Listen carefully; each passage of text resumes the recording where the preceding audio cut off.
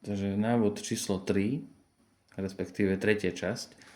Poskladáme si, ak máme tu zelenú, tak si poskladáme modrý kríž.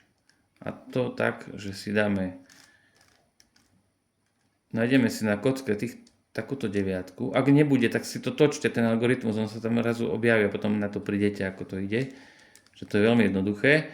Takže my máme 9 hodín, priložíme si túto vrchnú časť ku oranžovej a spravíme algoritmus. Tieto strany nás nezaujímajú, zaujímajú nás len toto a toto. Takže začneme tak, kocku k sebe, zhodíme si 1, raz, 2, raz, hore. A je tam oranžový kríž. Toto si skúšajte, hej.